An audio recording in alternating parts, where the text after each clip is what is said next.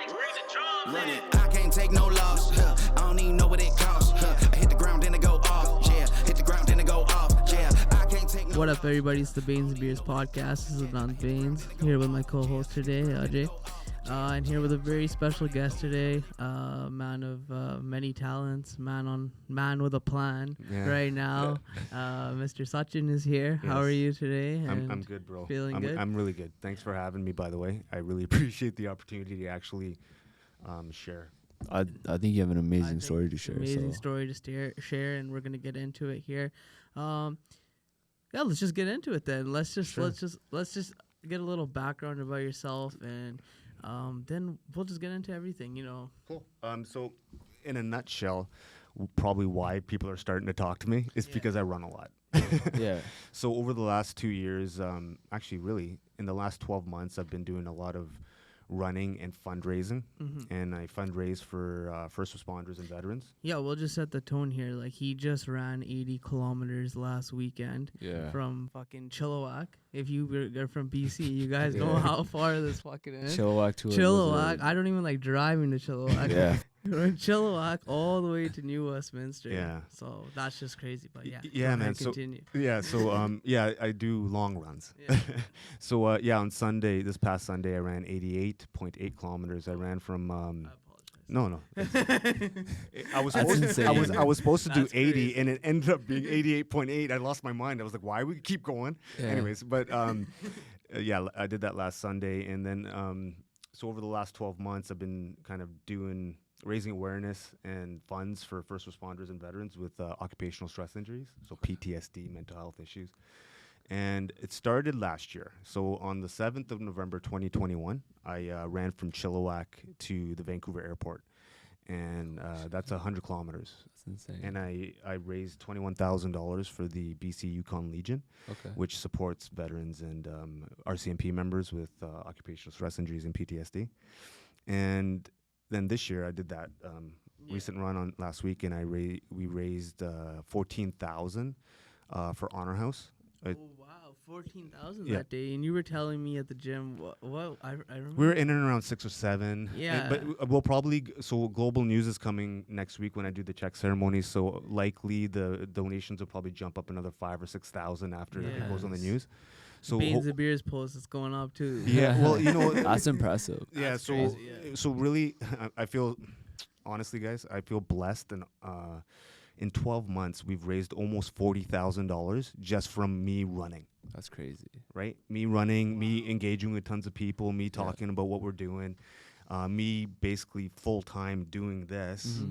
We've raised $40,000, and that money goes directly to help those first responders and veterans that are dealing with their own mental health issues. So what's your story with dealing with picking this as your charity? Yeah, like what made you go this avenue? Maybe let's talk Or a little like bit about you. or Yeah. like what you about went yourself. through. Yeah. I'll start off by saying I'm not a huge fan of talking about myself. So, but I have to get used to this. So let's get started. So I've been working in law enforcement for the last 18 years, and I also served in the military for a very, very short stint, about a year and a half. And I'm no different than most of the guys from our community, right? Like I've had issues with alcohol, drinking and things like that. But into who I am. In the last 18 years, I've been working in law enforcement, and most of my life I've been just grinding, working, and focused on what we're supposed to do as a good boy, right? Yeah. Get a job and this, that, and the other. And so 3-4 years ago, I started. I was going through a separation and divorce. Okay. And I was the squeaky wheel in the marriage. I wasn't the good guy, right? Okay. And so my ex-wife wanted to get divorced. So we went through that process. And as you can imagine, it was very stressful and 100%. unpleasant for everyone involved, Yeah, right? 100%. And I saw the damage that I caused, right? And primarily it was my behaviors that contributed to the demise of the marriage, right? Okay. And so I felt guilty and all these types of things. Yeah. And so during that process, pandemic starts kicking off, right? And now I'm going through a divorce. We didn't really want to sell the house, and wanted our daughter to have a nice place to live and whatnot. So we decided that I would move into the basement. So I was in the basement suite of the house. Again, to help with the scenario, because during the pandemic, if a tenant came in, you couldn't get them out if they wanted to squat, right? Yeah. So we didn't want to have any of those issues. So I ended up living in the basement suite. And now, as you can imagine, that wouldn't be a good environment to live in as a guy who didn't have the best behaviors in the marriage. In and out the basement. Okay, I see. Right? I see what you're saying. Okay. Right. Okay. So I'm living in the basement suite and paying rent, obviously, because I had to contribute to whatever was going on. Mm-hmm. And Good deal. it was a good deal. It was good. To be fair, I was gonna say that over. Friends and family. I got a friends and family deal. To be honest, I was very fortunate. My ex-wife didn't have to, Yeah. she was Yeah. pretty awesome about it. Yeah. But so anyways, but as you can imagine, it didn't do well for my mental health, No. right? And and for me, my most of my life, I managed my mental health with physical activity. Mm-hmm. And if it wasn't physical activity, I was doing stupid shit, right? Yeah. I'd be drinking or doing things I shouldn't be doing, right? 100%. So I would focus on physical activity to manage those issues. And I couldn't during the pandemic. Yeah. So at that time, I was hitting a real dark spot. Like I was not good, right? Like really severely depressed, and my anxiety levels were through the roof. Now, what I didn't know before that sort of period in my life was I always had those issues. Mm-hmm. I had severe anxiety and I had depression, but I never knew it. I'm 44, growing up in a Punjabi household. These aren't conversations that you have with your family, right? Yep. So you just kind of grow and figure out how to navigate through life with those sort of You just kind of behaviors. move on. That's what you're taught, right? Basically. Yeah. So, but what fortunate thing for me during the pandemic, I had the opportunity to actually reflect, because I saw the damage I caused in terms of my family, my ex's family, like all the garbage. And I didn't want to do that. Yeah. And I didn't want to be that guy. And I knew I wasn't that guy. And I was like, why am I doing these things? Yeah. Why am I acting like an ass? Why am I, all the questions we always do ask, right? Mm-hmm. So I took that opportunity and I wanted to do better. I wanted to be a better person. Mm-hmm.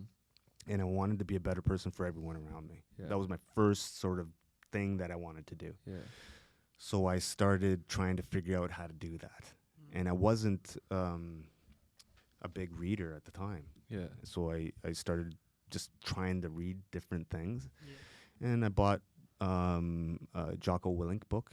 You guys know who he is? Yeah. So I bought Extreme Ownership. And anyone who is listening to this, I would highly recommend reading that book if you want to take control of your life. What's it called? Extreme Ownership Ownership. by Jocko Willink. And He's been military, on right? He's been on Joe Rogan's Yeah. podcast, right? yeah, so Jocko Willink is a Navy SEAL, Yeah. retired, and he was also basically he taught leadership.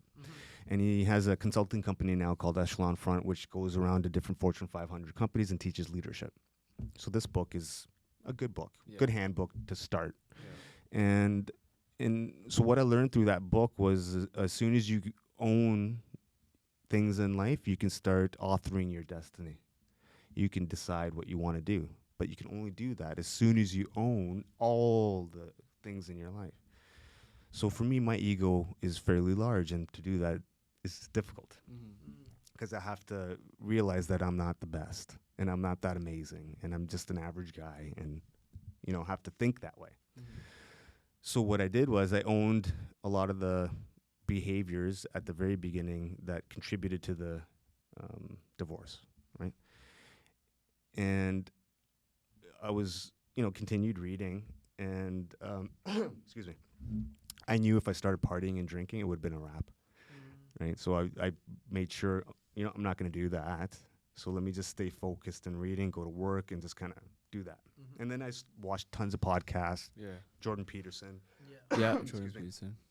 Jordan Peterson, David Goggins. I started reading his book, and really what started happening was I started just trying to grow and start doing different things that I hadn't done before.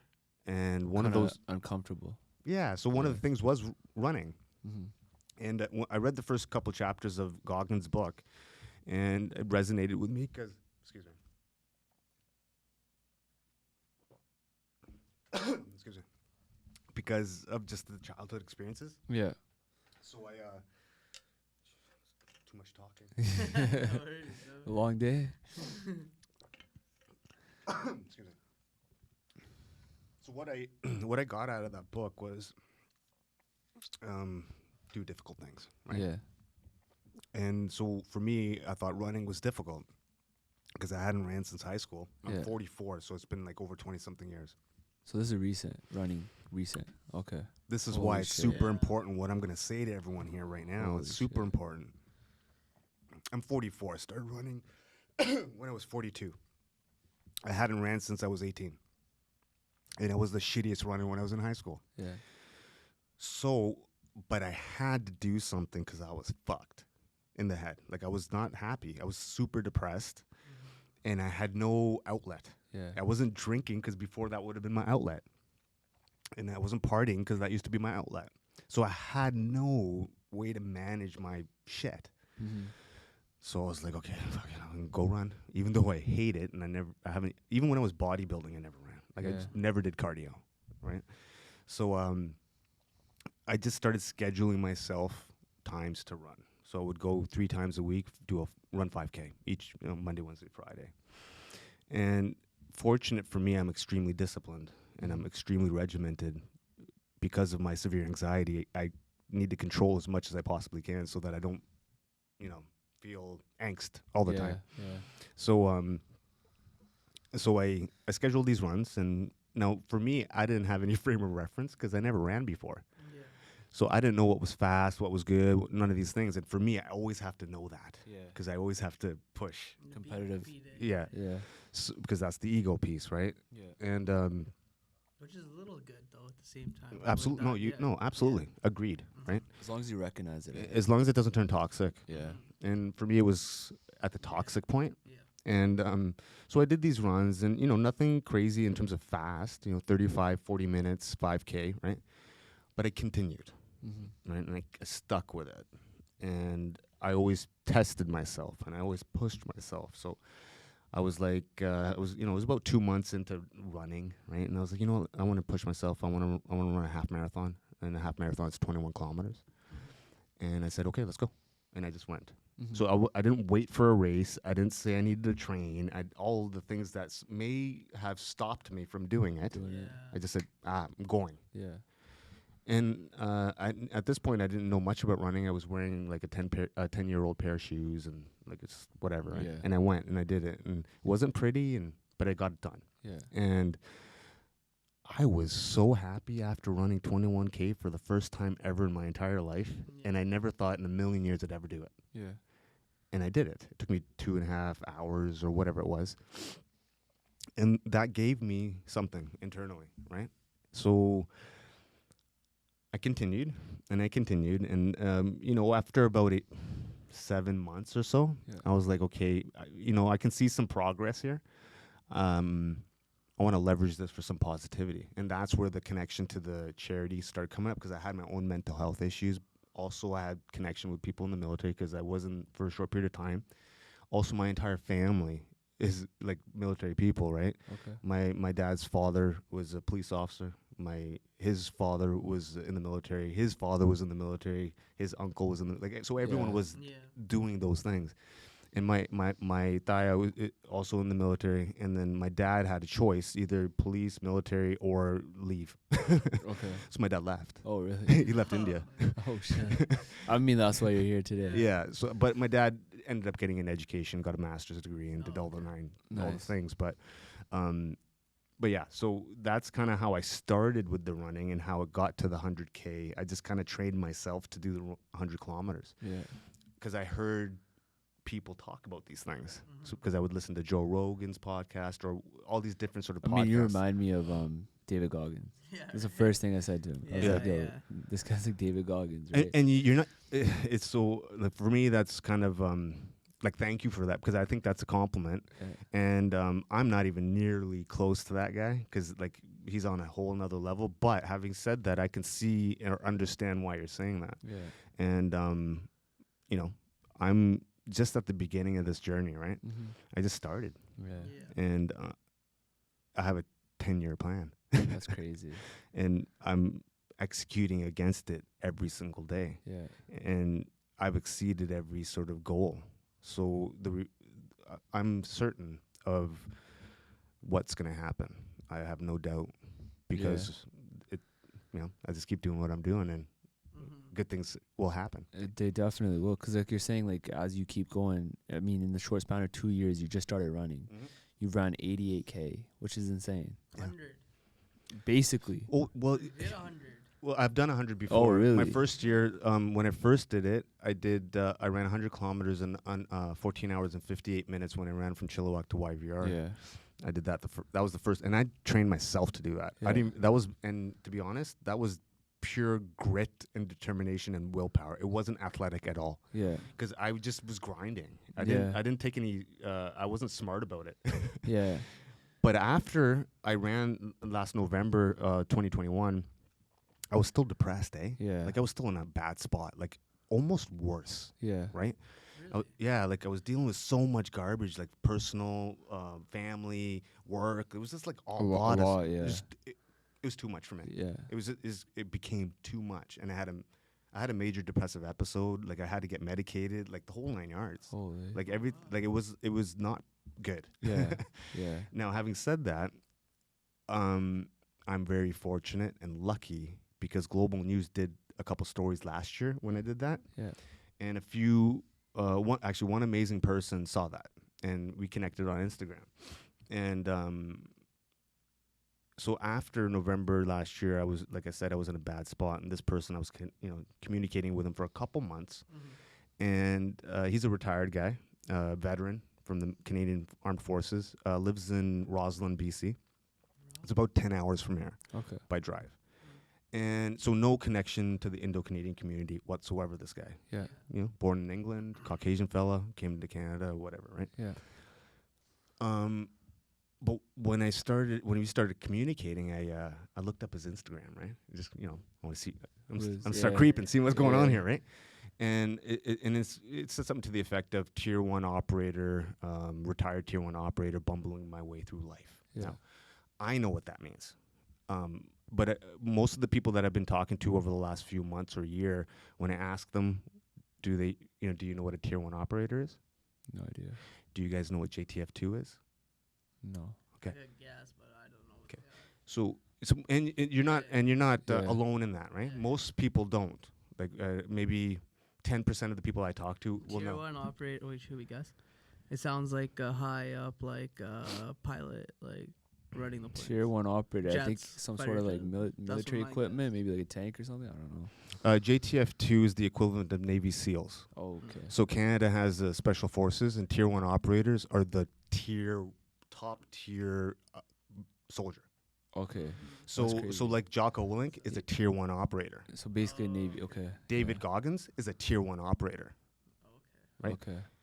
The guy I was speaking to was a tier 1 operator, and he in the Canadian Armed Forces, there's a term called a plank holder, and a plank holder is a person that people in the military give these, like my friend, as a term of endearment, because they were the first people selected to go on the teams when it was created. So he was selected, like one of the very first people when Canada Special Forces was created. He was on that team. One of like the first Navy SEAL teams. That's crazy. That's insane. And he was retired as a warrant officer. So he's a master sniper, parachuter, like all the things. Damn. All the things that you Yeah. would imagine, he's those. So as you can imagine, when I bump into this guy, I'm like, holy shit. Yeah. Let me, because I felt very alone at the time. Yeah. Like most of my friends, I just couldn't relate to anymore. And I was, I was gonna ask that too. Yeah. Like, did you feel over time, now that the space you're in, you've changed your circle too? The people around 100% different. you? Yeah. Okay. Not that it's good or bad or whatever. It's just I'm a different human. Yeah. And I've aligned myself with the people that are like-minded. And what I've noticed is doing that, it has created more momentum for me to move forward. So now, having said, I met Sean. His name's Sean Taylor. He's on IG. I suggest anyone who's listening to us, follow him him ASAP. Shout out to Sean Taylor. Right. Yeah, respect. Yeah. So he saved my life. Straight up. I was so fucked. So fucked. I communicated with him, and he was like, okay, let's Zoom call. So he would Zoom call me every single day for 2 hours for 2 months. Holy shit. Yeah. And through that process, I learned a lot about him, and he learned a lot about me. And I learned that he is probably he won't like me saying these things, best person I've ever met in my life, hands down. Yeah. Smartest person I've ever met in my life, hands down. Like, next level. Like, everything he does, he's the best at. Mm-hmm. You can ask him a question, he'll have an answer Yeah. in real time Yeah. and give you the best suggestion on how to do it. So for me, he performance coached me out of where I was, because after he retired from the military, he had a few different businesses and did a bunch of cool things, but eventually started doing 24-hour mountain bike races, right? Like 24 hour. Like, He started. he started in his 40s doing that. Holy shit. So in his 40s, he started doing 24-hour mountain bike races, and then he became a world champion. Yeah. At that. And he's done about 30 24-hour solos. He's done, I think, 1 or 2 48-hour races, and a shit ton of 10, 8, 12 hours, like nuts. That's insane. So he's an ultra endurance athlete. And through that process, as a tier 1 operator, what do? Well, tier 1 operators perfect everything they do. Even if it's 1% every single day, they get better and better and better. So he became an exceptional athlete. Yeah. And he understood the nuances to the body and how to give it nutrition for those races. Right? So he ended up, for 15 years, became a performance coach to elite athletes and 24-hour solo mountain bike racers. And he trained 6 world champions. And, yeah, he still rides the bike all the time now. So when we were talking, he kind of helped me understand and kind of clear away all the white noise for me. Mm-hmm. I've been working 18 years in law enforcement, and I thought that was the job for me. Yeah. Right? And, we do all the things, chasing the money, want this car, want to do that, want this house, all the bullshit, right? And for me, I came to the realization through this entire process that I don't care about any of it. Mm-hmm. I just don't. Yeah. And I realized throughout my entire life, money has never motivated me. That's why I never really chased the dollar. Yeah. It never motivated me. Other things motivated me, but money wasn't one of them, right? And, if it does for other people, that's cool, but it's not a driving factor for me. And so I learned that. So through that process, I figured out what my purpose is, right? And my why, as people kind of say. Call it, Yeah, but my purpose in life. Yeah. Right? And for me, as soon as I realized that, it was simple. I knew exactly what I needed to do. Yeah. It was no mystery. Quit my job. All I need to do is, for me, I realized how much money I needed to survive. Yeah. And it's about $50K a year, right? So as soon as I established that, I was like, okay, cool. I can do exactly what I'm doing right now, and I'll figure out how to make $50K a year. Yeah. I'll figure it out, right?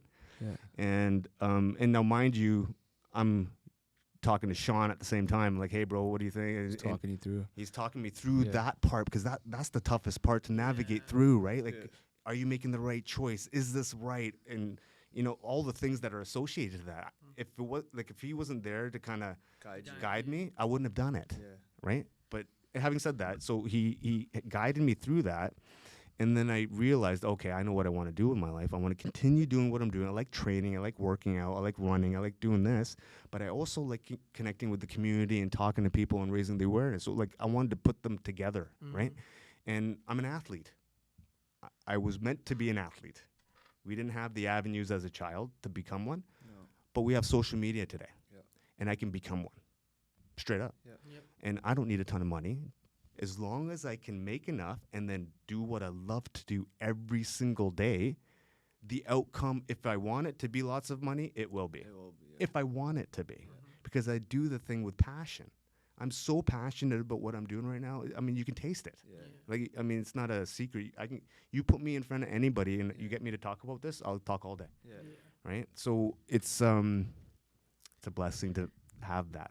Did you ever, like, in that episode, like, where you get out of, like, say, into that, like, depression state again, do you ever fall back into old habits or anything like that? No. Yeah, or did I you? have more coping mechanisms now. I have more tools at my disposal. So what I also did, I didn't just start running. I immersed myself in learning as much as I possibly could on how to be a better person. Yeah. For me, how to maximize my skills. Like, everyone has their own skills, right? I'm good at a few things. So what I want to do is maximize my skills. And through that, I was able to develop other coping mechanisms, right? So now, let's say, for example, if I wanted to go drink and party or whatever, now I might just go for a walk, right? Or I might, read a book. Or I might, but these are things I would do, right? It's different for everybody, right? Yeah. I'll go to the gym. I'll go for a run. Like, if it's really a bad sort of mental state, I'll go run. Straight up. So when I was really going through a lot of issues, that's what I would do. I would just get up and go. And then that would help it, right? I love how you talked about that whole thing, because I think in our community that we were talking about before too, that's a stigma to be like, to accept that I have an issue. Right, especially for men. We've seen our dads, right? How hard is it for them to drop their ego and be like, okay, wait, I was wrong. Maybe your mom is right. It's the hardest thing. And I think that how you're able to take that and be like, I had to sit myself down and be like, what am I doing? Why am I doing this? And then find a way to get out of that, right? Which is amazing. You know what I mean? Well, I appreciate that. I think if I learned anything, if I can I'm not here to tell people what to do, right? Yeah. I've gone through an experience, and if I can share something that might help somebody, awesome, right? I'm not a doctor, I'm not anything, right? But I've gone through some shit, right? I've been physically abused, I've had my ass kicked, all the things that we go through, right? That's crazy. Like I've been jumped, I've been all the things. All the things. Yeah. All the things. A lot of abuse in my life, a lot, right? Now, having said that, there's always an alternative. Yeah. Right? I see that now. Right? Before, I didn't know. Why? And Why I didn't know if there was I used to think life was shit. Yeah. I used to think life was not good. I used to think you just endure life and there's moments of happiness or moments of joy. Yeah. I had it all backwards, bro. I'm seeing it way different now. Life's all about experiences, and those you enjoy. There's no enduring. Like, if you can figure out how to find your purpose and do what you genuinely want to do, at least for me, I'm happier than I've ever been in my entire life, and I don't have tons of money. Yeah. I think that's a big thing you touched on too, because I feel like a lot of people sit back and be like, well, you can afford to do this, or you can afford to quit your job tomorrow and go do this, but they don't understand that, like you said, you had to come on the table and be like, okay, how much do I need to survive? 50K. An average person out here makes up to 50K. Yeah. That's not a lot on in terms of what you can. And if you're able to survive with that, that's because you found your purpose, right? Yeah. I feel like a lot of us can survive on 50K, but we choose not to because of everything we see around us. There's no quick fix, right? Yeah. I know with what I'm doing, in time, I'll have freedom. Whatever that freedom is to me. Yeah. Right? Everyone's different, whatever freedom is to you, right? Yeah. But I know discipline equals freedom. Yeah. That I know. Yeah. Because if you have no discipline, how are you supposed to achieve anything so that you can push things forward for yourself and everyone around you? Yeah.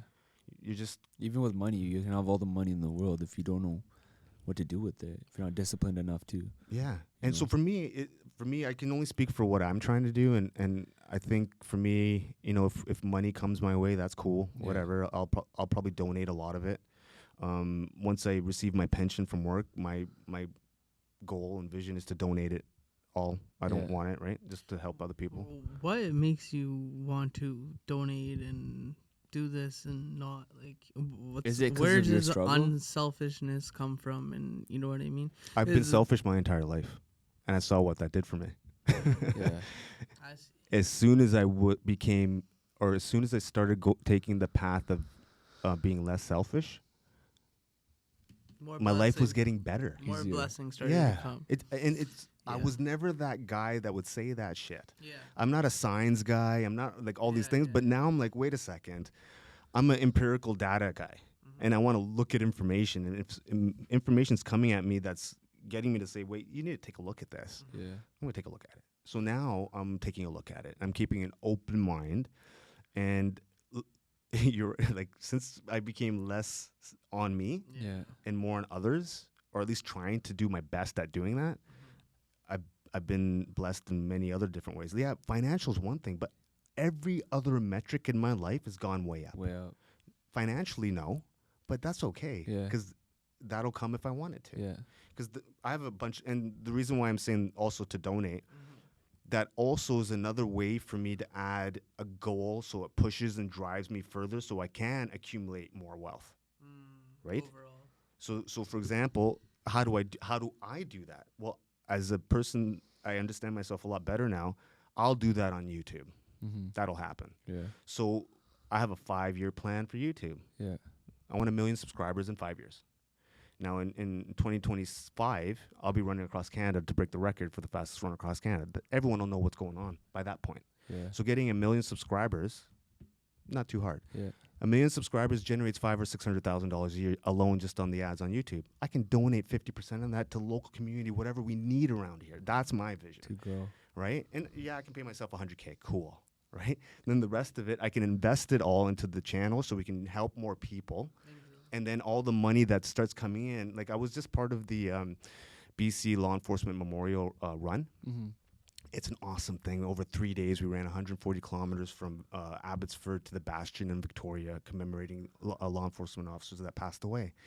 And, you know, we had to pay for our hotels, and we had to do this, that, and the other.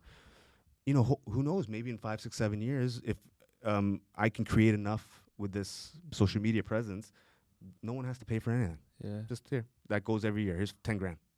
And then, you know, there's a bucket sing run that happens in Surrey every year. Okay, let's make that big. Yeah. 5 grand. Here you go. Like whatever you Build guys that do, community. Yeah. right? Right, Just to yeah. build as And much then as it possible. we'll start building around with more people, and then more, you know. The ripple go- effect is infinite, right? Yeah. And it's crazy because I feel like a lot of people it's starting to be more of a talk now about men's mental health. But like just seeing I'm someone pretty so sure it's fit and mental shape, health, yeah. the last thing a person's gonna think is like, yo, this guy may have some sort of mental issues or mental health issues. Look, man, I think our community is like has a lot of it, right? Oh yeah. So look, if anyone does any reading on mental health, you'll know that, right? You read a bit of Gabor Mate on trauma and stuff. Anyone who's addicted to anything has had trauma in their life. So how many of our men in our community are addicted to alcohol? A lot. Millions. There's also something called generational trauma. Yeah. Now, Punjab is situated where? It's situated in an area, any war that was going to happen, everyone had to go pillage Punjab. Generational trauma. I mean, Punjab you're, got split during the whole Pakistan Yeah. and India partitions. and then you have the British rule. You're getting treated like garbage. I mean, it all Yeah. happens, man. It's not just imaginary. No. These are all they all influence Yeah. possible behaviors. Yeah. Right? Doesn't necessarily mean everyone will, but there's an element that things will happen. Now, if you grow up, I grew up, look, I'm 44, and my dad is an awesome dad, but it was a different style when I was a bit younger, Yeah. right? And I have an older brother, he's 47, same thing. Now, in our 40s, growing up in London, Ontario, and then Toronto, that also wasn't pleasant too. It wasn't like how Surrey is now, right? Like, we were the only brown people. So that means we're getting our ass kicked every single day. That's crazy. And there was like my brother and my dad would have skinheads coming after them. So shit like that, right? Like, so these are all trauma related things that you experience throughout life. But me or my brother, or I suspect most people that are listening to this who've experienced that, which is a lot of people, Yeah. never dealt with it, No. never addressed it. Were you like a big fighter back when you were a kid, or were you more? How was that experience for you, and what like changed? And do you feel like that was like a big No, reason? I was bullied a lot, Mm-hmm. right? And yeah, I wasn't a fighter at all. I didn't fight at all, man. When I was about 12, we moved to Dallas, Texas. Oh wow. Right. Damn. So when I moved there, You went like all yeah, over. I've the traveled place, everywhere, yeah. bro. That's Like, so cool. listen, my brother's DJ Sanj. You've heard of him too, right? Oh, really? Yeah.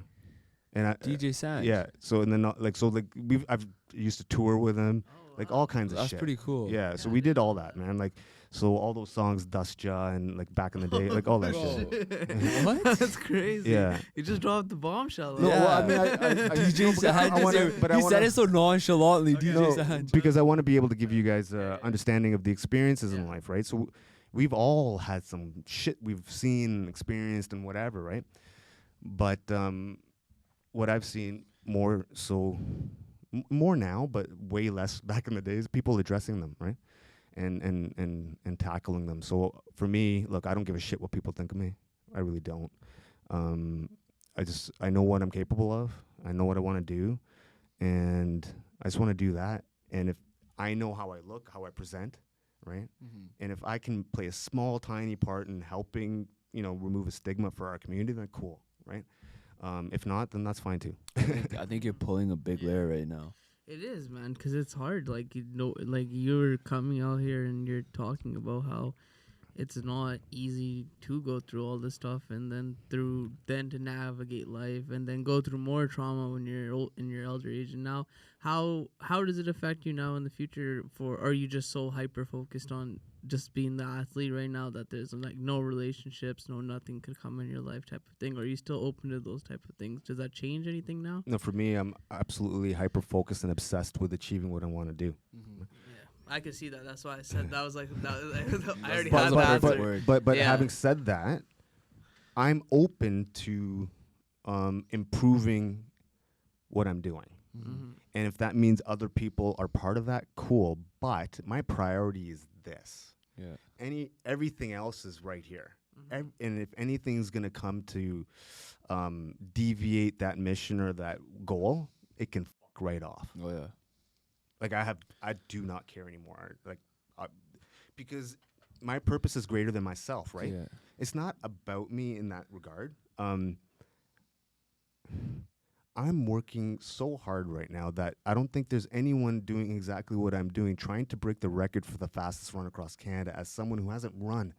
I'm not an endurance athlete. I'm just a guy who's Yeah. fit and trying to see if it's possible. So what's the record?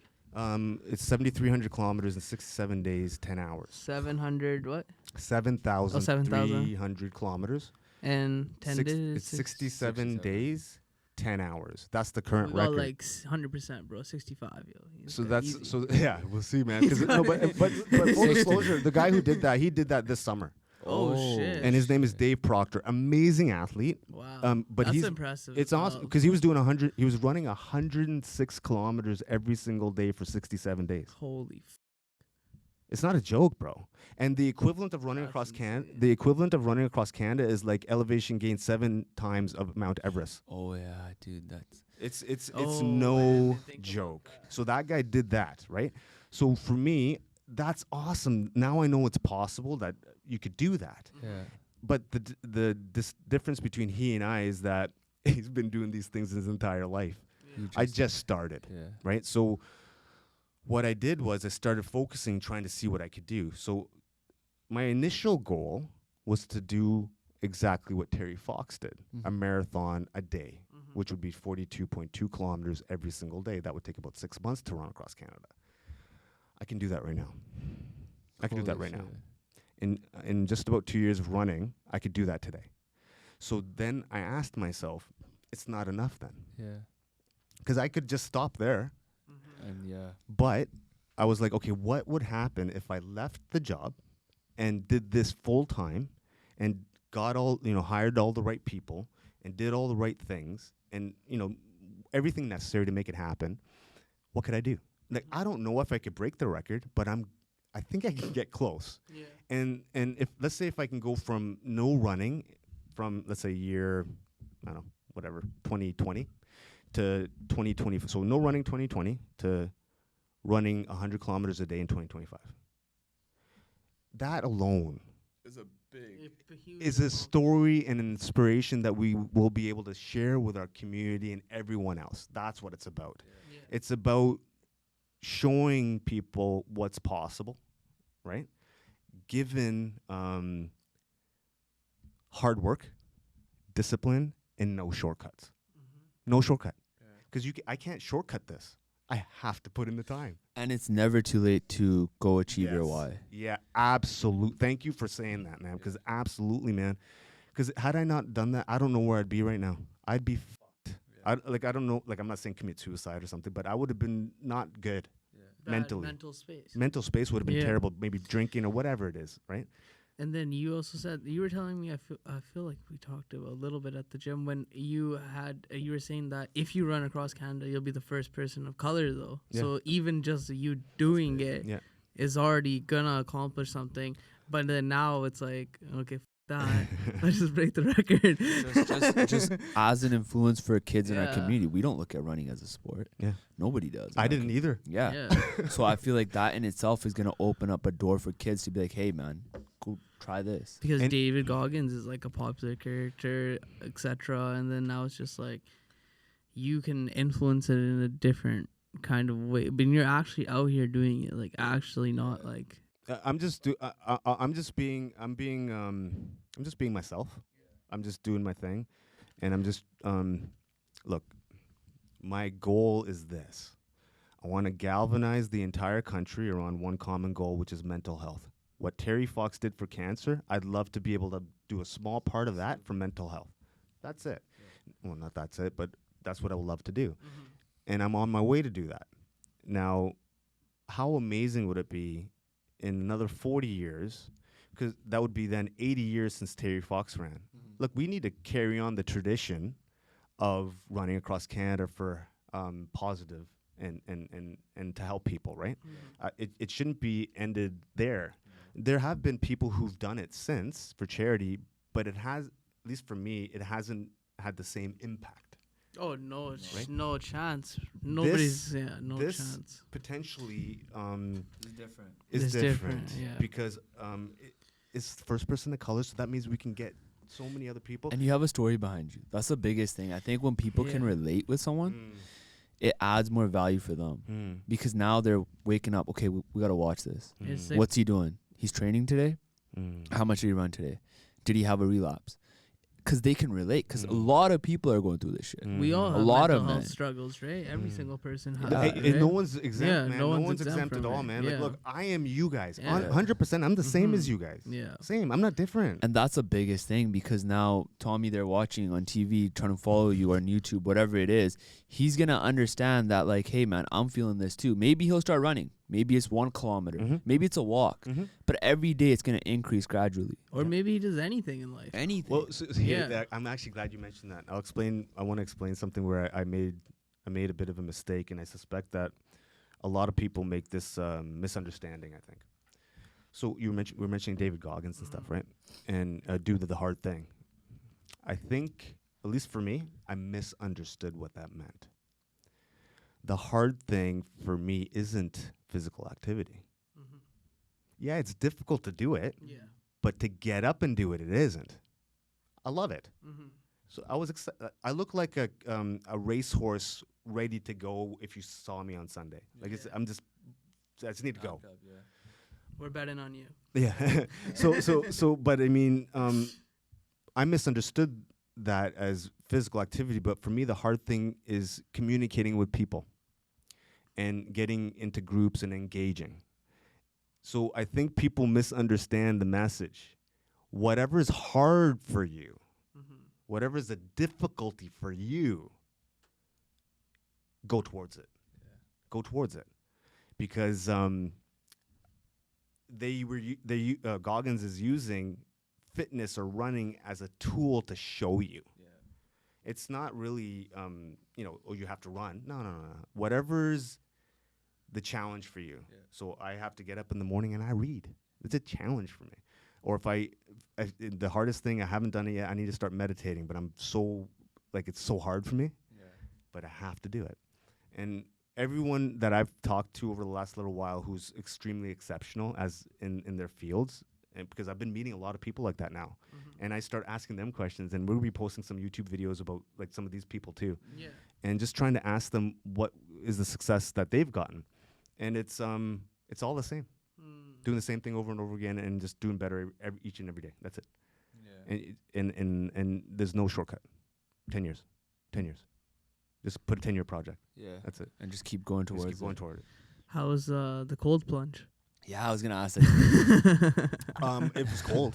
No, that's another thing I got to get better at. It was hilarious. Yeah. I watched it all the way to the Like, end. fuck And I this. thought I did not expect it, Bro, no, at all. hey, It took a turn. I'm gonna anything that I'm gonna show. I'm not gonna. I love that you posted that. I Yeah. love it. I love I'm not it. gonna post anything that's not authentic, man. Because Yeah. like a couple of the people that Julia was there. She's one of the Magnum athletes. That's one of my athletes that I work with. Yeah. And then my videographer Jacob, and they were both filming it, and then Julia was like, "Oh, do you want me to post this?"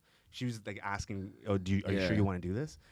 I was like, "Yeah, why wouldn't I?" Yeah. Like, yeah. I mean, I was cold as shit. Yeah. People should like what I want people. What I was trying to get at is I want people to see that I'm not good at everything. I'm not. Yeah. I suck at everything the first time I do it. Yeah. Like everyone else. Yeah. Everyone else sucks at something the first time. I sucked shit at running when I started. I grinded it out. I sucked at jiu-jitsu when I first started. I started jiu-jitsu when I was 39.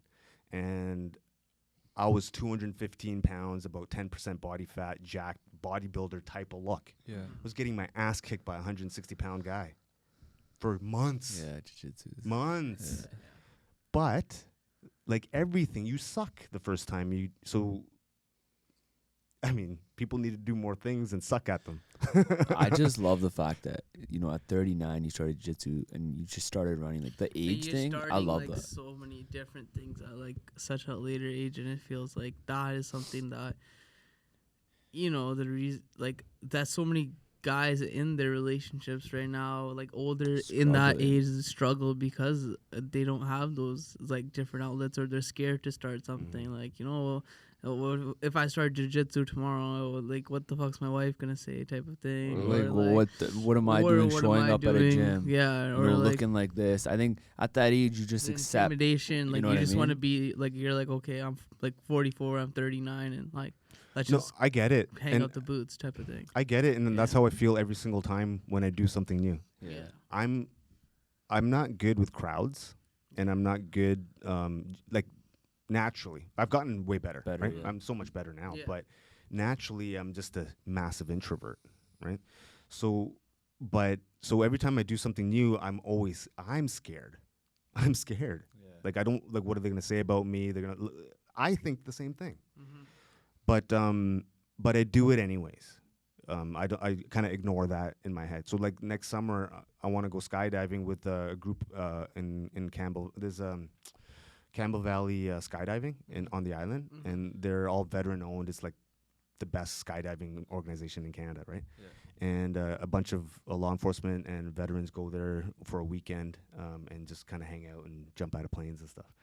And so cool. I've never done it before, and I'm scared of shit of heights. Oh, But I want to go next year, so I want to try it, Yeah. see how it is. Yeah. I've never done it. I'll probably freak out and be scared. But I mean, that's like everything. You just do it. Yeah, you just do it. Yeah. It's like going on that roller coaster. Let's focus on running. Sure. What has been your biggest struggle, you'd say, with running in terms of maybe physically? Yeah, like, how does this go down? Like, what's your training regimen look like? Like, what do you do? What do you have to change? And like, how do you prepare as like over an time? athlete, man? How have Yeah. you become a better runner? So that first year when I first started running was problem solving everything, because I was in pain all the time. Like, so I didn't know stretching. I didn't know foam rolling. I didn't know proper shoes. I had to learn it all, right? And I'm still learning. I'm just new at this. Yeah. And so that was just the basic. Just get over the fact of getting up to go run. That was the first thing. And that took about a year because I hated it, and it was so hard. And then it was also trying to figure out the right regimen, right? Or the right programming, because I didn't know anything, and I was still doing jiu-jitsu, lifting weights, and running, all three at the same time. and I was working full time, and I was doing everything. That's Like I was working full time training to run that 100K, That's crazy. and I had a dog, had a kid, so there's no excuse. I was getting up at 4 or 5 in the morning to get a run in, and then I'd go to work full time, and then after work I would get a workout in at work, and then after the workout I'd go to jiu-jitsu for an hour and a half. So I did all that in the same day, but through my process, I was still trying to figure out my purpose, right? And so once I started figuring those things out, I had to remove things, had to clear the plate, because I had to really focus on what was really happening. What was I trying to do? What's the goal here? What's the mission, right? Am I trying to be a jiu-jitsu athlete? Am I trying to do the worlds? Well, if I'm going to do that, then I have to focus 100% there. Yeah. So that's not the goal. Am I a bodybuilder? Well, no, not anymore. But I like the aesthetic, so I still work out and I still lift, but not to the same degree. 30 minutes in and out. Yeah. So really the primary focus now is building the fitness. That's it. Yeah. So I'm already in the routine. It's easy now, right? But it's taken me over a year to get here. It took it took over a year to get here. And at the beginning of this year, I started changing everything too. I was like, okay, you know what? We got to be professional. I started thinking like this. Yeah. I changed my mindset. I'm not law enforcement anymore. I had to change my mindset. Because every time I would talk to people, they would ask, what do you do for work? I said this, and then we'd have conversations about that. And that's the entire lens of my life was that. Yeah. So I had to shift it. So I changed it. I'm a professional athlete today. Yeah. That's what I did. Starting January, professional athlete. What does a professional athlete do? Okay, well, when I go to work, I'm a professional. So that means I need to hire a coach. That means I hire, a physio, and get all the right things, get all the pieces in place. And then I scheduled 8 ultra marathons this year. So after I ran that 100K last year, I was like, okay, that changed my life. I love this in terms of how it made me feel, contributing and being of actual service, actual seva. Yeah. This is real seva, at least from my perspective. Yeah. No, I 100%. Right? So 100%. for me, that's what I was thinking. Okay, if I'm going to do that, I got to go all in. I'm a professional athlete. Okay, cool. So that's where the shift really started changing. I became that. That's who I am now. So then everything was associated to that. So I scheduled all these races, and then each race was more of a training exercise. I used every race as a training exercise so that I could learn from it, because I didn't know about nutrition for that stuff. I knew how to be a bodybuilder, but to fuel myself for 5, 6, 10, 15 hours, it's a different game altogether, right? And I didn't know anything. So then in April of this year, I went up to Salmon Arm to do a race called the Backyard Ultra, and it's I was so ill prepared, man. I had no clue what I was doing. I get up there, and this Backyard Ultra is a 6.7 kilometer loop in the trails with about 150 meter elevation in that loop, right?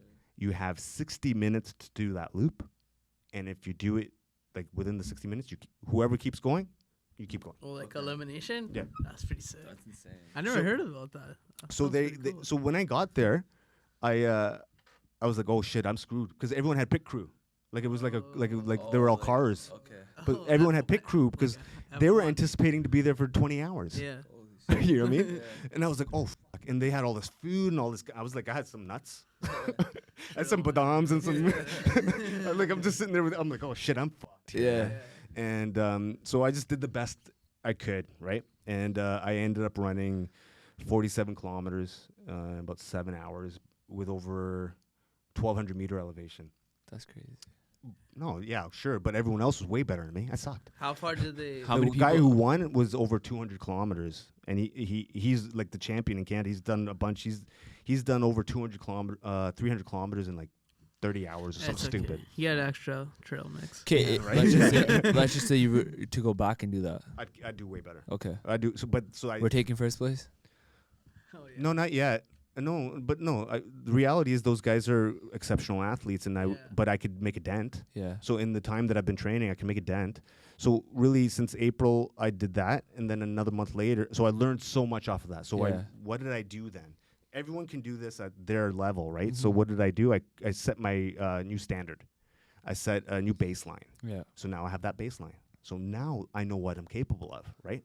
So now from there, I wasn't upset. I didn't beat myself up, because I used to beat myself up a lot when I fucked up or I failed or whatever. But now I just look at something, okay, I look at that thing that I did. I didn't succeed with the expectation that I had. Why? Look at it and then see what I could do better and then move on. That's it. I Yeah. move that aside and then continue. And then for the next race, I applied the new knowledge that I learned from that one, and I did better. I still wasn't amazing, Yeah. but then each time I did it, I got better and better and better and better until I got to this one where I made a mistake. So I ran 88.8 kilometers. The goal was to do it in 10 hours. It took 14 hours because for a few things, the weather was just ridiculous. So I had to change about 4 or 5 times because it was so wet. Yeah. And I just had to change clothes. Yeah. And then also I messed up my nutrition for the first 3 hours. So I was taking too many electrolytes. Okay. And what happens when you take too many electrolytes, then your body starts seizing up, right? Like your mobility starts going way down. Yeah. And my speed starts slowing down. So now I start fucking with my head. Yeah. I'm like 40-something kilometers in. I'm like, what the fuck is going on? I'm like, I can do this. Why am I slowing down? Like, it was because I know I could do that. Yeah. And I know it could go faster. I'm like, what's happening? So I had to troubleshoot in the middle of the running. I had to figure out what my problem was. So I had run 40, and I was in a bad headspace. I was telling everyone, just fuck off, leave me alone. I'm putting headphones on for the next 22 because the next stop was at 62 kilometers Yeah. for another refeed kind of Yeah. thing.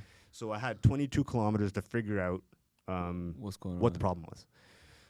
So I ended up figuring it out. I just ended up just flushing out myself with more water. I just kept drinking water. And then eventually towards the end of the 20 kilometers, it started flushing out. My speed started coming back. And then it continued. But for me, that's a win. Yeah. I figured something out on that one. Yeah. So now the next one will be better. Yeah. And I can do my nutrition better. So to answer the question, I don't look at the negatives. I look at the positives. You didn't ask that question, but I'll answer a question. I was gonna ask you. I was saying, do you ever I guess I was gonna ask a little bit deeper way, Yeah. but do you ever look back at it like, okay, like Sachin, like little kid or younger, like what would you ever like imagine yourself running these 100 kilometers, 80 kilometers, anything like that? I didn't think I would do these 3 years ago, bro. I Yeah. didn't think I'd be Mhm. leaving my job. I didn't think my whole future is so it's not written anymore. It's uncertain, my future, Yeah. but it's cool. It's an Yeah. adventure now, and it's exciting. Yeah. So yeah, You're- I'm good. I feel like the best way to say it is you're more present. You're more about what's happening right now. I think a lot of times we're so focused on the anxiousness comes from the fear of the future, Mhm. right? Because we're Mhm. so worried about tomorrow. Gotta go to work. For now, for you, it's like more like this is something you live and breathe. Yeah, this is the essence of my being now. Like Yeah. everything I do is this. So it's like I'm man, honest. I don't even know how to express how good this feels. Yeah. To be where I was a few years ago Yeah. to how I feel mentally now, man. It's like honestly, it's like a different world, man. Yeah. I've been on maybe 20, 30 different podcasts over the last few months.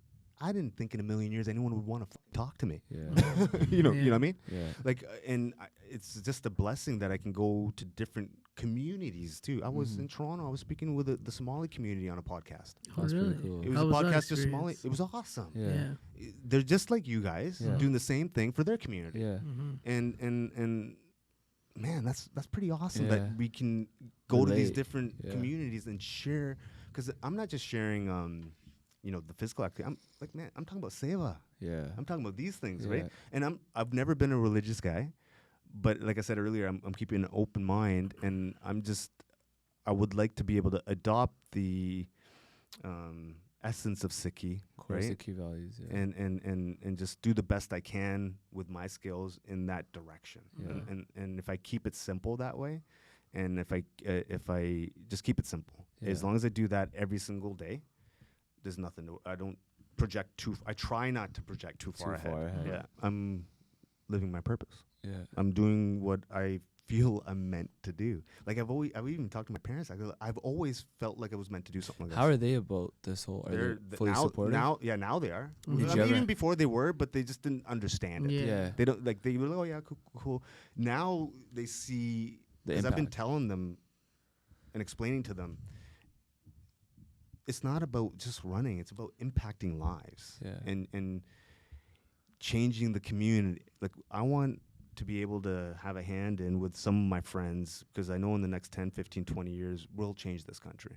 Yeah. Me and a few, like 10, 20, 30 of my friends Mhm. that are in this kind of space. And that'll probably happen. Yeah. So it's awesome I love to be it. able to move every single day in a positive direction and just do what I love to do. And if that helps someone or inspires someone or I don't know, get someone to get up and buy a pair of shoes and go for a run, then that's cool, man. Yeah. Like, it's cool. I love that. And that's all you want to do, basically.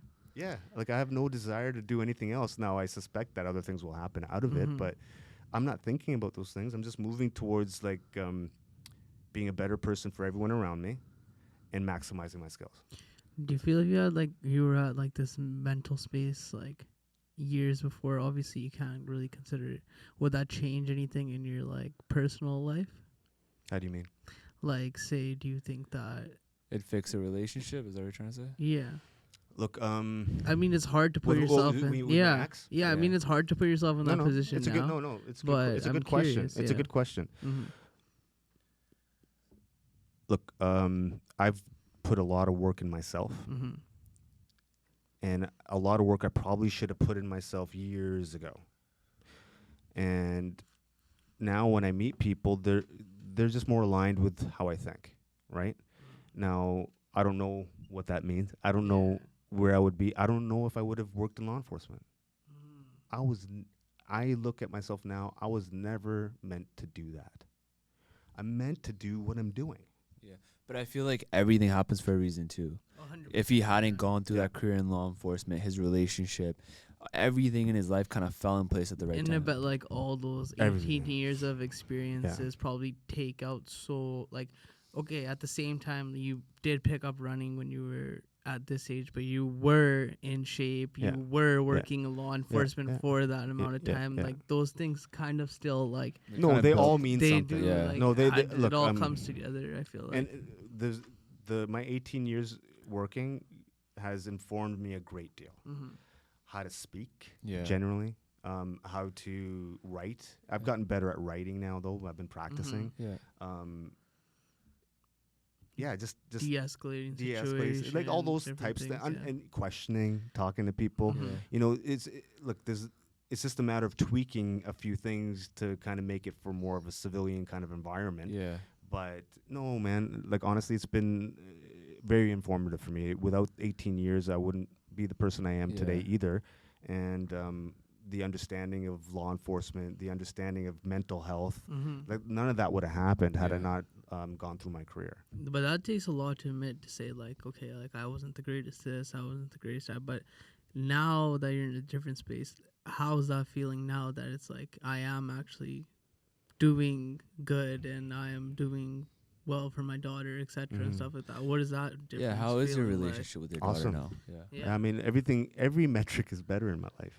Yeah. I mean, not that everything's perfect. I have. It's going to be a constant effort for the rest of my Yeah, life, yeah. right?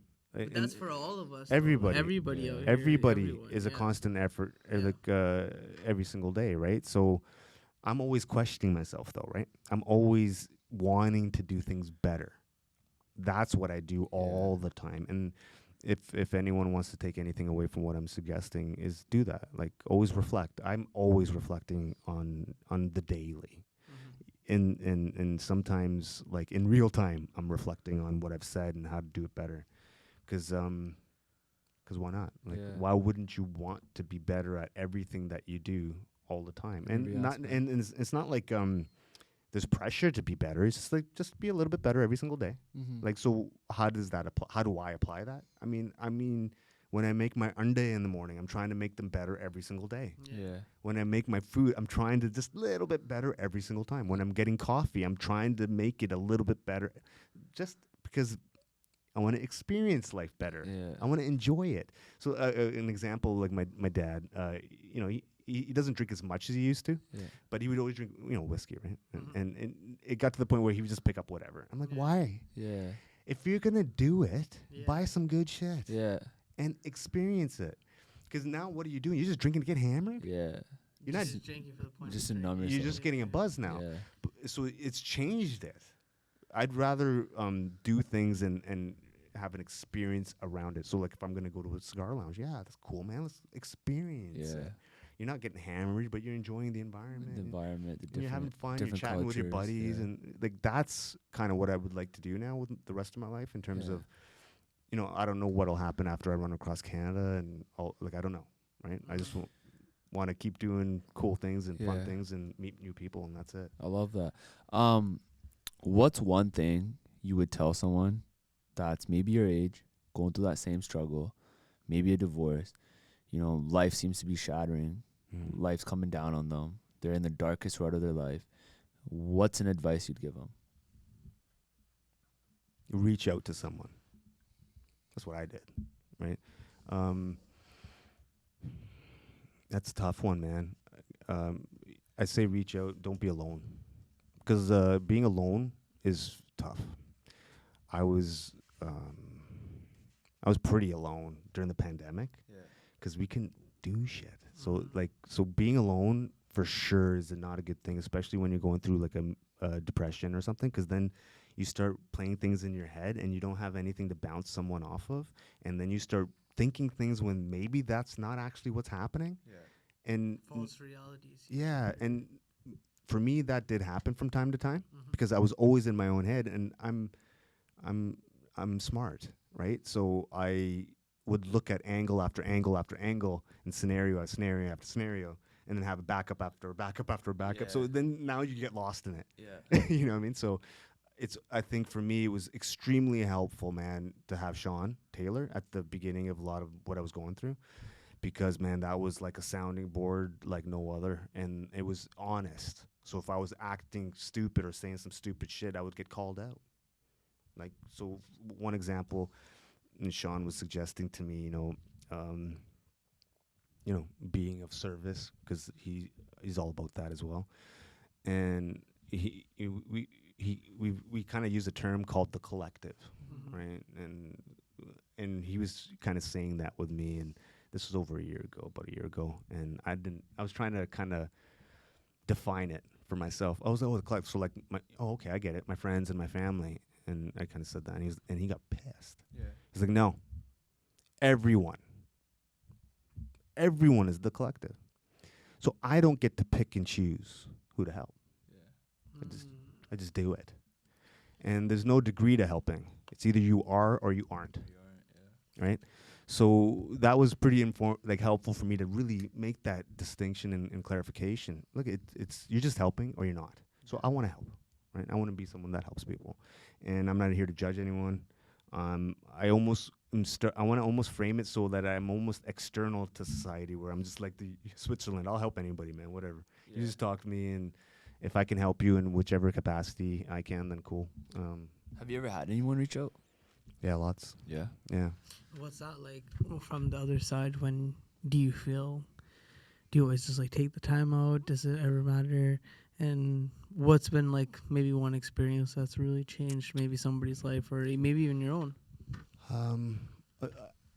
So I get DMs often, and at first when I was getting them, I was like, why? Like it was like, well, well, you want my advice, but I'm not giving anyone advice. I'm just sharing my experience, right? And I look at it like I'm talking to a friend, right? And if a friend messages me, I'll help them, or not help them. I'll give them my experience. So I don't know if it's helped anyone or not. I do make suggestions to some friends, and they've made them to me, and I've been. It's not like a one-way street for me. It's like a synergistic benefit to everybody. It's so build like a friendship. Yeah, I'm not looking at it like, because I'm not a doctor or a professional in that capacity, and I'm just looking at anyone who DMs me as a potential friend that we may meet in the future. Right, and I plan to. Like I had a chat with a guy out in, I think he's in Halifax. He's got terminal cancer. And he's, I think he was living in Ontario at the time, and he's married with 3 kids. And his wife's not working, and he's not working because his wife's taking care of him. So I don't know the reason why they went to Halifax, but they went there, and he messaged me after I was on that podcast in Toronto. Because I said, because I was saying even on that podcast, look, if you need someone to talk to, just message me. If I'm free and if I can talk to you, I'll talk to you. So he did. and he video called me, and tripped me out because for me I have trust issues. Yeah. So We all do. I'm a little bit hesitant at first, you know. Yeah. But I was talking to him, and we just had a nice conversation, and if I can, man, it's if I'm running and someone in Halifax says it kind of makes them Yeah. feel good, That's then, big, then especially someone that's going through. then I mean, man, I don't know even what to say to that. Man. Yeah. It's like it's humbling. I don't even know. Like I don't know. I think that also fuels the fire probably more, right? 100%, man. Because my purpose is Yeah. greater than me. Yeah. Because I know buddies in Halifax. Yeah. So now I'm thinking, motherfucker, okay, I need to grind even harder right now so I can make some money and send it to him, Yeah. right? Yeah. So these are additional things that I use to kind of drive me.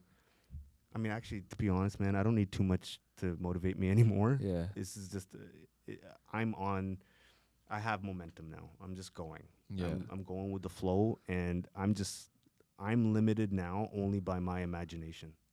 Yeah. Like, honestly, anything that comes into my head, I believe I can do it. Would you say you're happy at this moment? 1000%. Like, I feel,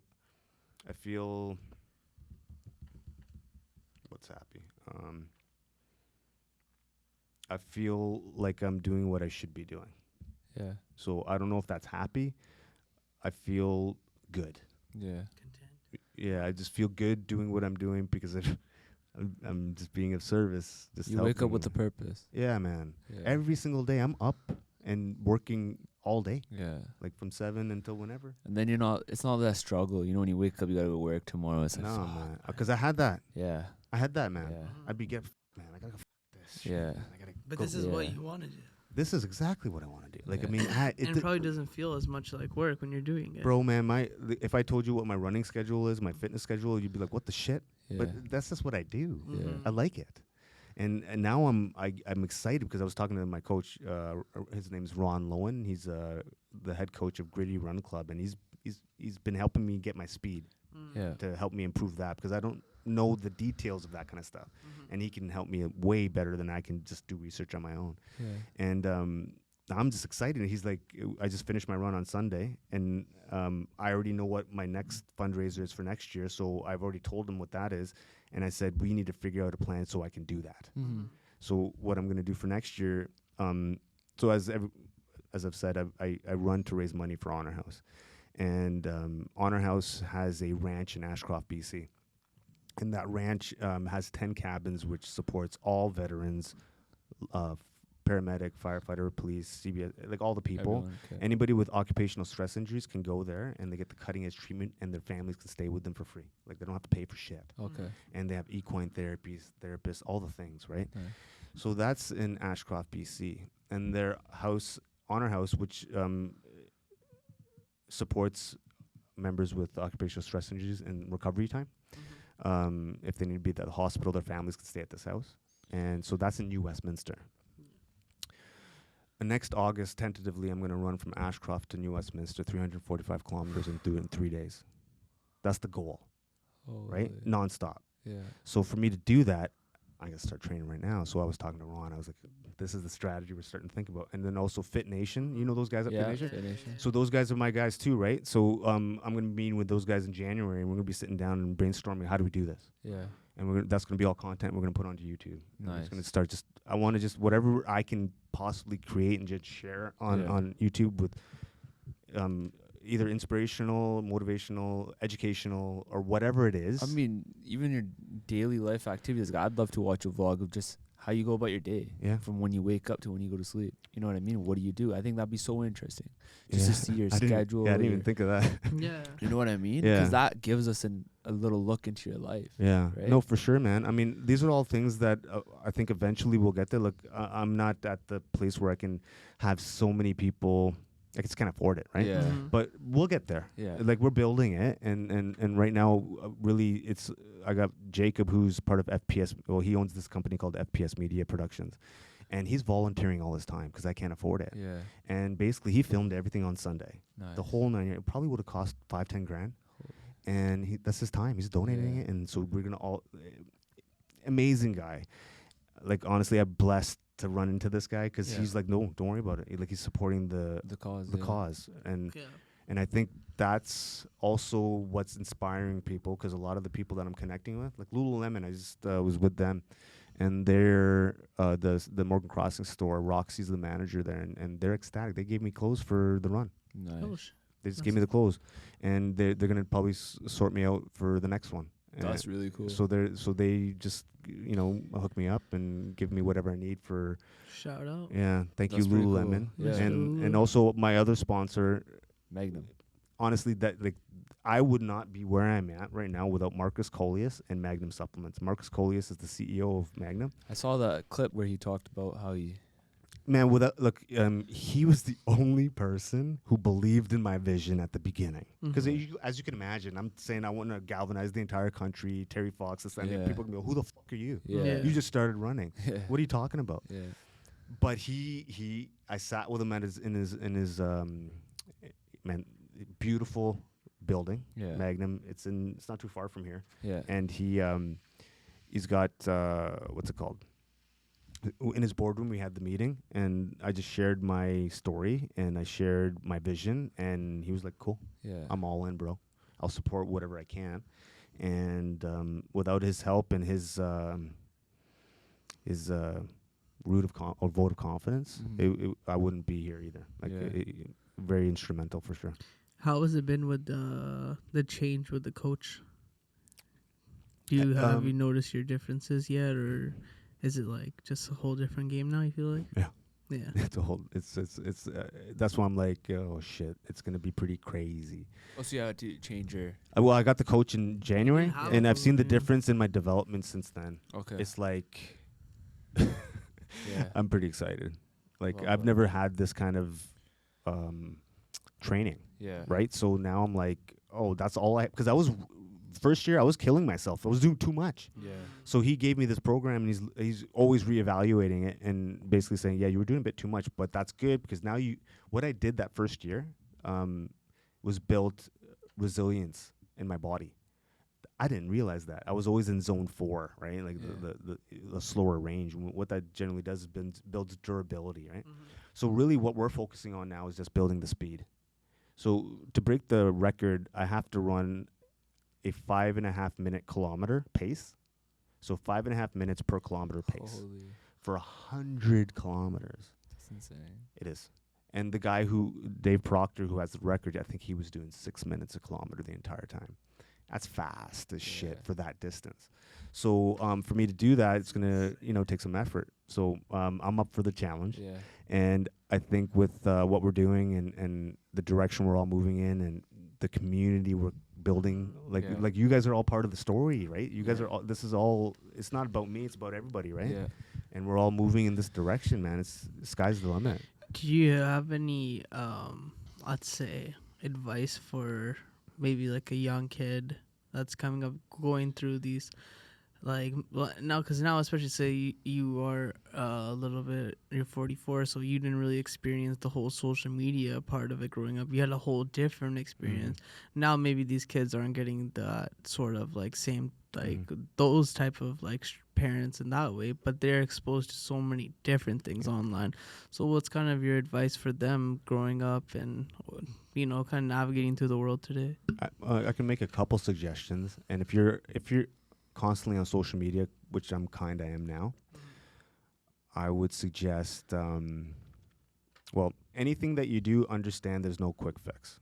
So if anything that you want to do, you're not going to be an immediate social media star tomorrow, if that's what you're thinking. Yeah. And you're not going to be successful in any endeavor that you choose overnight. So understand time, that's it. Number one. Number two, if you're going to be on social media all day, curate only the best stuff. Don't look at garbage. Don't fuel your brain with shit, right? Like whatever you like to look at. But I mean in terms of like whatever you enjoy. Let's say if you like cooking, look at those things. But stay away from Yes. Yeah, man. Or even just stupid shit. Like so much trash on there. And for me, I'm not saying everyone's do what I do, but I only follow people that motivate me, people that inspire me, and people I can learn from. You basically create your own environment. That's it. I'm creating that, and so I'm only looking at that all the time. So I'm creating like-minded individuals through my social media sphere. Yeah. So the people that are around me in real life Yeah. are the same types of people I'm following on social media. So that means my sphere of influence is all the same. And there's no deviation. I'm not.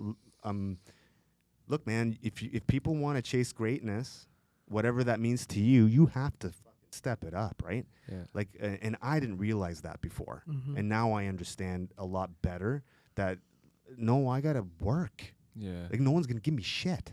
I gotta fucking work. No one's gonna run that 100K. I gotta do that. Yeah.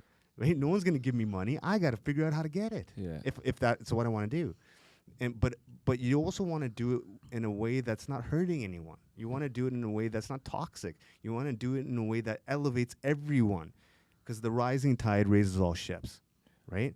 If you're doing good, I'm doing good. Yeah. And have you guys heard of the theory of quantum entanglement? No. It's a physics theory. So the theory of quantum entanglement is that, how do I simplify it? Okay, so there's an atom, right? You split the atom in half. Yeah. And I can put the atom in here on Earth and the other atom in Pluto. And whatever's happening over here, it will be affected by this one over here. This Equal and opposite reactions. so like that. whatever's happening to this atom over here, Yeah. the equivalent's happening over here. Even the time and space is irrelevant. Irrelevant. They're entangled. They're connected. Yeah. That's us, right? The Big Bang theory is developed through that theory, right? So we're all from the same atoms. So if I help you, I'm helping myself. It's coming That's so.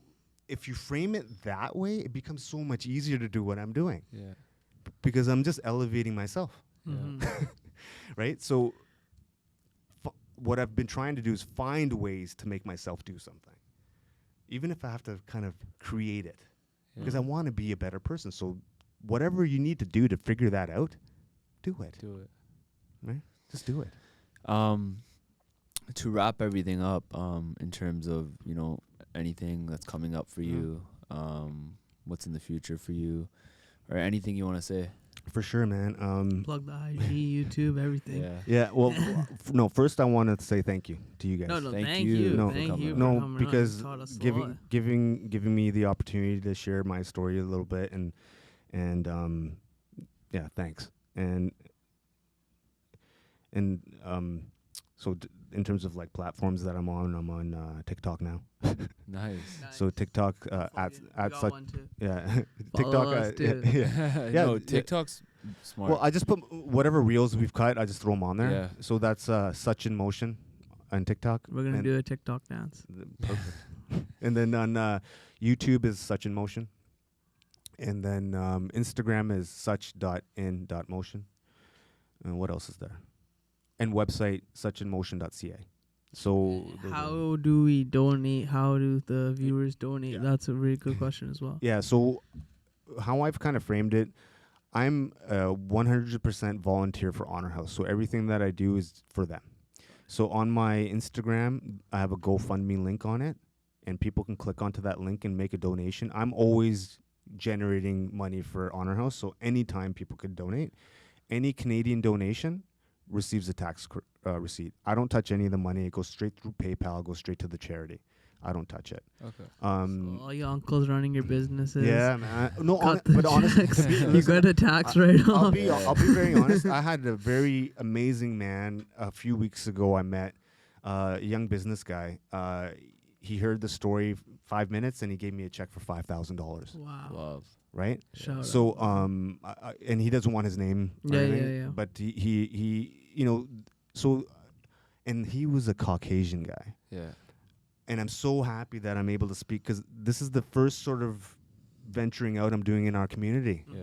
And I hope our community can back this up, because I think as soon as our community finds out what's happening, like Khalsa Aid is on board. Oh yeah. Khalsa Aid's helping me, That's right? big. Like, so Khalsa Aid supported that entire run on Sunday.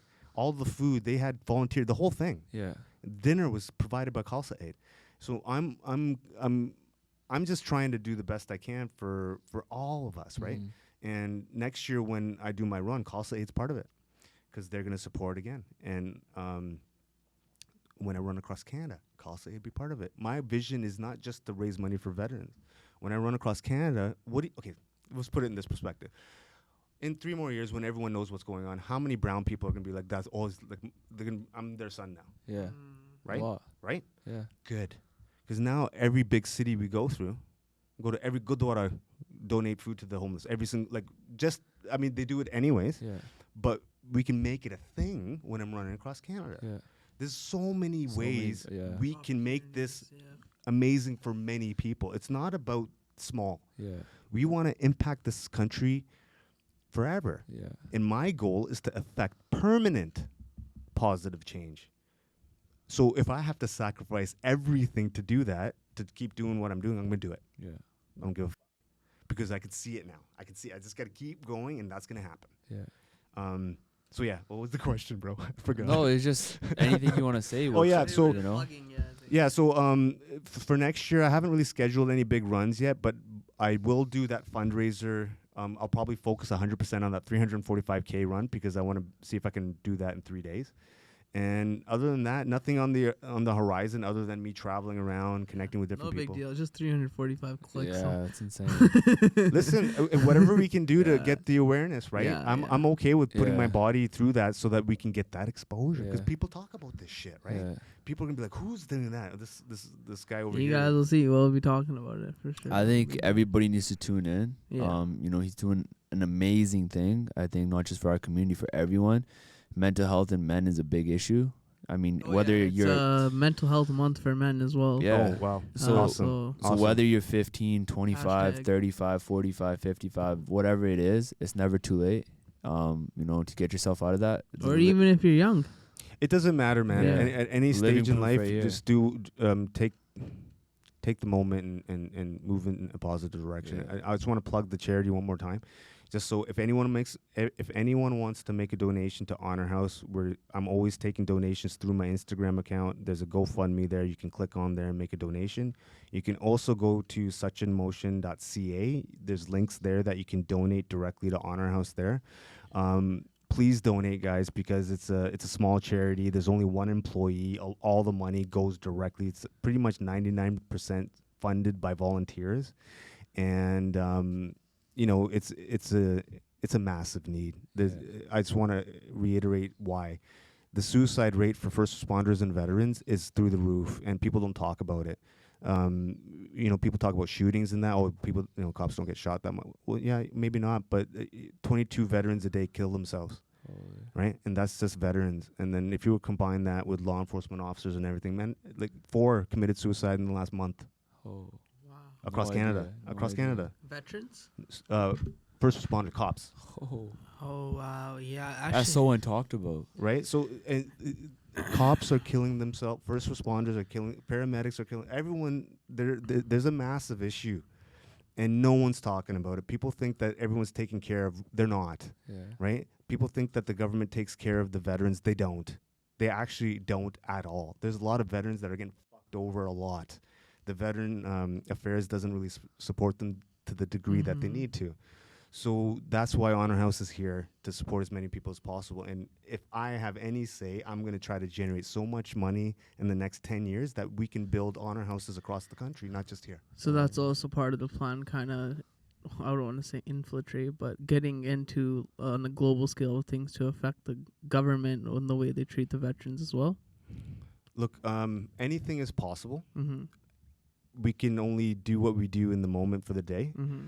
But if opportunities present themselves, of course, we attack them. Yeah. But it's putting light to the situation. That's yeah, it, because man. nobody Shining even a really light. looks at the fact that, okay, like, I didn't know that. yeah.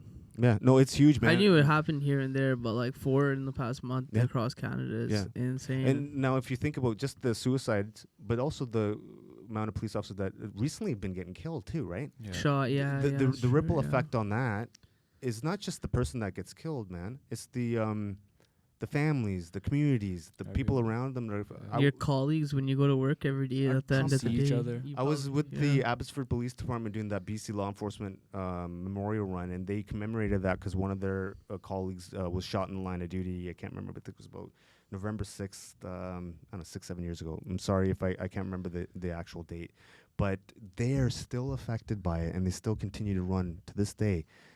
and that was like one time, one Yeah. person, right? And imagine how many people are affected across this country on multiple levels because of that. Families, brothers, sisters, everyone, man. Yeah. It maybe because our community doesn't talk about it. Well, we need to start talking about it because our community's in first responder world like Oh, yeah. crazy. A lot. A lot. Yeah. Like RCMP, VPD, everyone, man. NYPD, And Delta, we all, or NY. there's a lot of Yeah. people being affected. So please donate. Please donate. Check out his social media pages. Look into him. See what he's about. See what he's doing. Shine a light on a very big issue in our community and worldwide.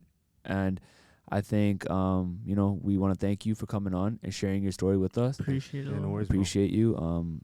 We're the Bains and Beers, and we're out. We're out. Awesome. I can't take no loss. I don't even know what it costs. I hit the ground, then I go